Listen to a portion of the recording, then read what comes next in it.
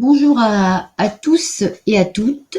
Donc c'est notre troisième petite capsule sur Stopomilis et je vais rebondir sur un événement qui s'est produit dernièrement et qui m'inspire un petit peu cette capsule sur quelles sont les armes aujourd'hui que détiennent les policiers et les gendarmes.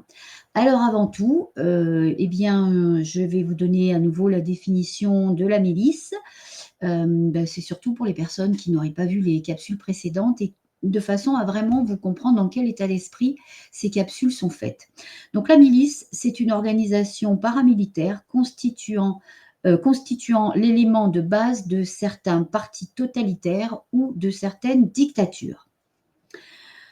Police pour la vérité est une association loi 1901 qui ne fait partie d'aucun parti politique, d'aucun regroupement syndical ou spirituel ou confession religieuse et qui n'a aucun conflit d'intérêts. Le but de cette série Stop aux milices, c'est d'analyser sur le plan local des actions qui sont menées par des policiers ou des gendarmes dans le cadre de leur mission et de leur temps de travail, actions qui posent des questions sur leur légitimité, voire sur leur légalité. Le but est d'amener les policiers et les gendarmes à réfléchir sur le sens profond de leurs actions et de leurs actes et sur ce qu'il leur reste de leur vocation de protecteur des peuples, du peuple. Et bien évidemment, le but également, c'est d'informer les citoyens sur le côté très douteux de ce qui peut être fait au quotidien. Alors, je vais rappeler également quelques articles de la Déclaration des droits de l'homme et du citoyen de 1789. L'article 2, le but de toute association politique est la conservation des droits naturels et imprescriptibles de l'homme. Ces droits sont la liberté, la propriété, la sûreté et la résistance à l'oppression. L'article 10, nul ne doit être inquiété pour ses opinions, même religieuses, pourvu que leurs manifestations ne troublent pas l'ordre public établi par la loi. Article 12, la garantie des droits de l'homme et du citoyen nécessite une force publique. Cette force est donc instituée à l'avantage de tous et non pour l'utilité particulière de ceux auxquels elle est confiée. Alors, la partie dont on va parler aujourd'hui est une partie dont je ne suis pas experte. Vous le savez, moi je suis de formation initiale un inspecteur de police. Donc tout ce qui concerne les armements, c'est pas trop ma tasse de thé, on va la dire comme ça. Je me lance courageusement là-dessus. Parce que c'est quand même important de voir quelles sont les armes aujourd'hui qu'utilisent les policiers et les gendarmes pour le maintien de l'ordre.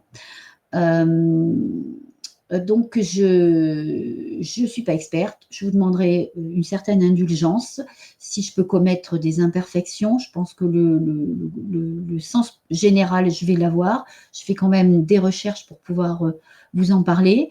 Il est bien évident que si parmi vous se trouvent des personnes plus expertes que moi qui souhaiteraient venir apporter des précisions, eh bien qu'elles n'hésitent pas à nous contacter sur l'adresse que je viens d'afficher à l'écran et c'est avec grand plaisir que je les recevrai. Voilà. Alors, je pars d'un incident qui a eu lieu le 9 janvier lors d'une journée de cohésion d'une compagnie républicaine de sécurité, donc CRS, où un formateur, alors c'est ça qui est d'autant plus inquiétant, un formateur a lancé une grenade fumigène dans un lieu clos, une pièce donc fermée, où se trouvaient 5 autres collègues. Immédiatement, il y a eu des effets sur la santé de ces personnes, des problèmes respiratoires immédiats, avec pour certains d'entre eux des conséquences très sérieuses, puisque cela a nécessité au moins 2 hospitalisations. Dans l'indépendant que j'ai vu, l'article parlait de 2 hospitalisations, dont un collègue placé en coma artificiel pour pouvoir suivre un traitement efficace pour rétablir son état de santé. Donc, il s'agit d'une grenade administrative utilisée hors du protocole qui est prévu. Et cette grenade, elle émet du monoxyde de carbone et c'est pour ça que ses collègues ont été très, très rapidement impactés physiquement. Alors, ce que je voudrais dire quand même, c'est que là, ça se passe dans une pièce. Lorsque ce sont ces grenades qui sont utilisées sur la voie publique, lorsqu'on a une foule qui est massée dans une petite rue, donc encadrée par des murs, on est en zone souvent urbaine, et je pense notamment aux grandes villes, où les manifestants citoyens sont massés. Donc il n'y a pas d'échappatoire terrien. Le seul espace un peu libre, c'est le ciel, qui permet évidemment d'évacuer ces substances, mais bien avant que ces substances soient évacuées, eh bien, la population qui va les recevoir va bien évidemment être impactée physiquement et pourrait, et je pense que ça a déjà été constaté sur des manifestations, pourrait développer donc les problèmes respiratoires que ces 5 collègues viennent de subir. Alors, bien évidemment, avant d'aller plus loin dans mon propos, je leur souhaite un prompt rétablissement et puis je leur souhaite, en tant que professionnels, de réaliser les conséquences énormes que peuvent avoir l'usage de certaines armes qui sont mises à leur disposition. Donc, mes chers collègues, réfléchissez. Ce qui est arrivé à vos frères d'armes arrive à vos frères et sœurs citoyennes quand vous utilisez ces armes sur la voie publique. Alors, je vais faire une petite rétrospective sur les armes qui ont été utilisées jusqu'à présent. Et je ne vais pas remonter dans toute l'histoire de la police parce que vous imaginez bien, avec l'introduction que j'ai faite, que ce n'est pas du tout un plaisir pour moi de parler de ça, parce que je ne suis pas experte. Et en plus, bon, l'alarme, moi je suis pacifique, je suis quelqu'un de pacifiste et vraiment, tout ce qui relève de la violence, c'est quelque chose qui ne m'intéresse pas, si ce n'est pour le combattre.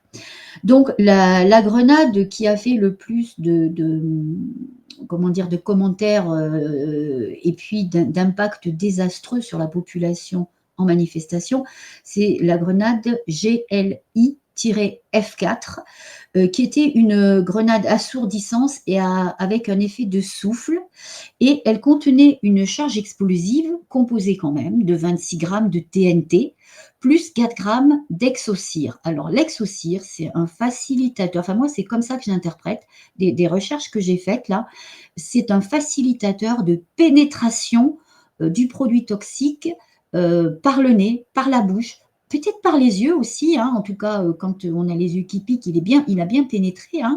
Donc facilitateur de pénétration dans le corps humain avec toutes les conséquences que ces produits toxiques vont avoir sur le corps humain. Voilà.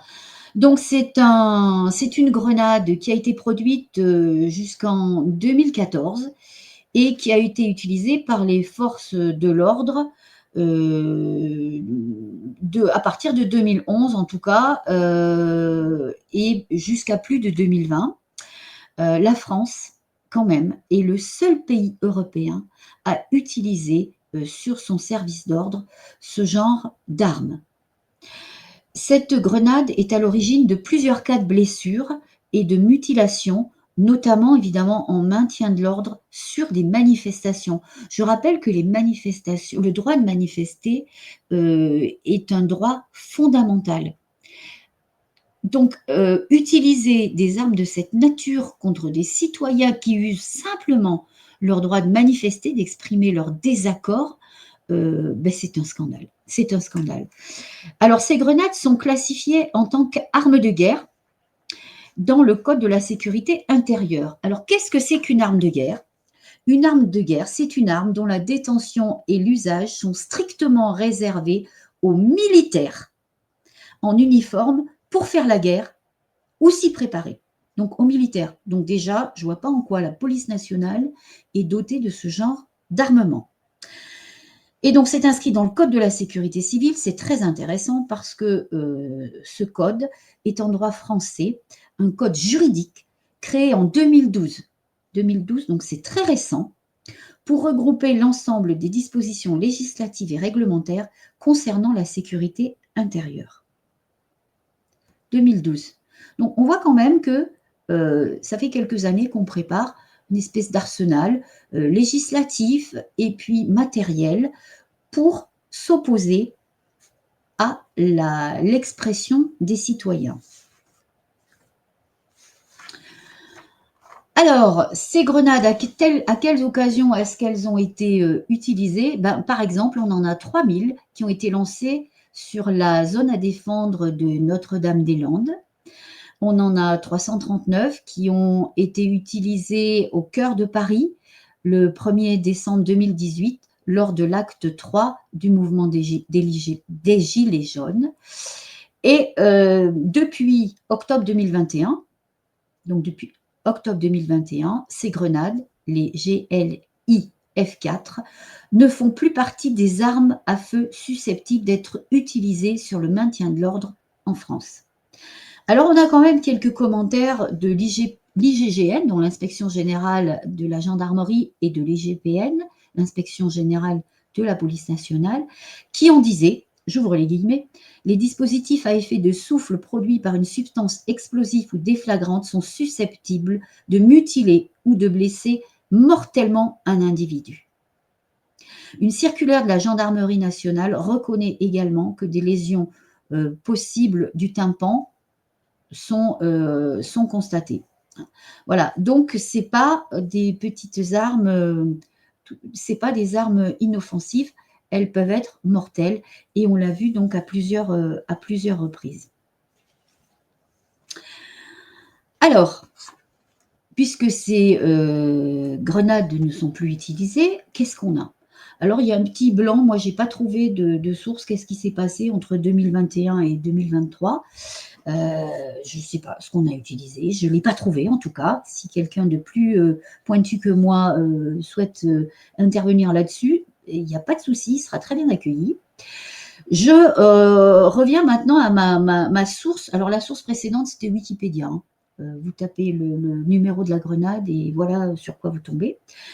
Là maintenant, je vais utiliser le journal Politis, un article du 10 novembre 2023 écrit par Maxime Sirvins, qui nous parle de la commande du ministère de l'Intérieur français pour 70 millions d'euros de grenades. Alors, on avait des grenades lacrymogènes, des grenades explosives, des grenades assourdissantes, et dont certaines étaient totalement inconnues. On ne savait pas ce que c'était. Hein. Donc, usage d'un produit dont on ne connaît pas les conséquences sur la santé. Alors, en 2018, donc l'achat précédent, cet achat de 10 novembre 2023, on avait eu un achat de 17 millions d'euros, donc 4 fois moins qu'en 2023, et qui avait été utilisé pour acheter 660 000 grenades et 740 000 moyens de propulsion, dont 300 000 grenades GM2L, qui sont des armes de catégorie A2 pour matériel de guerre. Et ces grenades ont été utilisées, par exemple, à Sainte-Soline. Ces grenades, elles contenaient 45 grammes de matière pyrotechnique, ce qui représente un total de 13,5 tonnes d'explosifs et autres. Alors, la matière polytechnique, vu que j'y connais pas grand-chose, je suis allée chercher ce que c'est. Eh bien, c'est un mélange dont le régime de décomposition, donc un mélange de plusieurs produits, dont le régime de décomposition, que ce soit à travers la combustion, la déflagration ou la détonation, produit des effets spécifiques tels que chaleur, lumière, son, fumée et gaz. Donc, en mars 2022, on a des nouveaux modèles assourdissants qui sont utilisés lors des manifestations, par exemple, contre la réforme des retraites, avec lesquels d'ailleurs un gendarme a été gravement blessé en l'utilisant. Et d'après le témoignage de ses collègues, s'il n'avait pas eu le matériel de sécurité de son équipement, eh bien, il aurait pu en mourir. Donc, toujours avec Politis, on voit que nous avons un arsenal divers d'armes, hein, d'armes de guerre, qui sont à main ou avec propulseur et qui sont utilisées contre le peuple lors de manifestations. Donc cet arsenal, eh ben, commandé en 2023, c'est sur les 4 années qui suivent, hein, donc ça va être jusqu'à novembre 2027. Donc je pense qu'il leur reste pas mal de matière. Hein.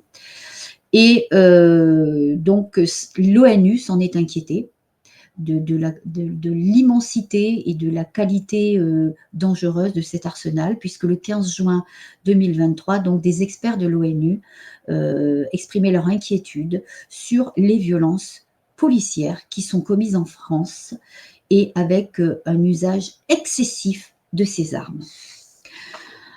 Alors, comme on parle d'armes, eh bien, je voudrais finir quand même en parlant des centaures. Hein. Nous avons sur notre territoire 90 exemplaires qui ont été commandés entre 2022 et 2024 et qui ont été livrés pour 70 millions d'euros. Ce sont des blindés qui sont plus polyvalents que les précédents. Et donc, je vais vous donner les protocoles d'usage, hein, enfin les protocoles, les occasions au cours desquelles l'usage de ces blindés est autorisé. Donc, le maintien et le rétablissement de l'ordre. La lutte contre les violences urbaines. L'appui aux missions de sécurité civile lors de catastrophes naturelles ou industrielles. La défense opérationnelle du territoire. Et enfin, la lutte contre le terrorisme. Maintenant, je vais vous donner les ressources de ces engins. Donc d'abord, ce sont des véhicules blindés qui disposent de 4 roues motrices. Ils sont munis d'un dispositif d'installation d'une mitrailleuse, d'un lance-grenade automatique de 30 coups pouvant tirer des grenades lacrymogènes. Ils sont munis d'un système qui permet de diffuser de la lacrymogène autour de l'engin. Hein, c'est super hein, quand ils sont au milieu de manifestants, c'est très intéressant. Ils sont également dotés d'un système de détection acoustique des tirs adverses et munis de nombreux capteurs permettant de détecter un individu de nuit comme de jour à grande distance. Donc s'ils peuvent détecter un individu, inutile de vous dire qu'ils peuvent en détecter plusieurs. Ils sont également munis d'une lame mobile montée sur vérin hydraulique qui va leur permettre de percuter des véhicules jusqu'à 3,5 tonnes, de les pousser et de les dégager, donc, et de dégager ainsi une voie de circulation. Alors, ce qui peut être effectivement très pratique sur des manifestations. Quelques exemples d'utilisation des centaures. Le premier, c'est le 30 juin, en région parisienne, lors des émeutes liées à la mort de Naël, donc en 2022. Début 2024, ils vont être utilisés contre une manifestation agricole. Février 2024, ils vont être utilisés contre des manifestants opposés au projet de construction de l'autoroute A69 à Seix. Et on l'a vu en décembre 2025 pour les derniers épisodes dans l'Ariège pour permettre l'abattage des bovins, sur Paris pour contrôler la montée des agriculteurs. Alors, voilà l'armement dont disposent nos forces de sécurité intérieure qui aujourd'hui sont instrumentalisées, on l'a dit, hein, on les fait intervenir contre le peuple avec tous ces armements qui sont possiblement létaux, causer la mort.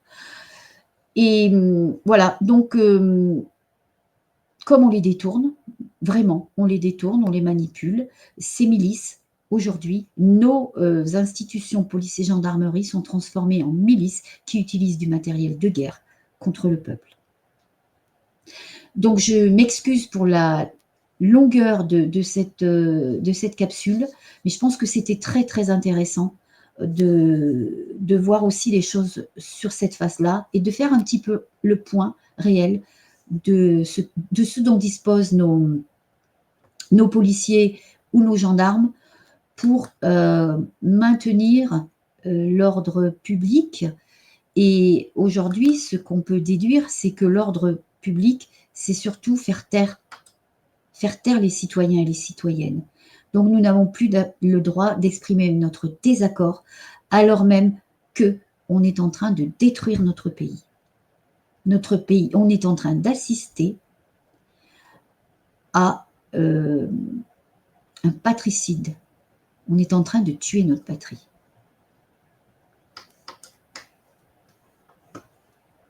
Donc je vous remercie pour votre écoute et je vous dis à très bientôt. Au revoir.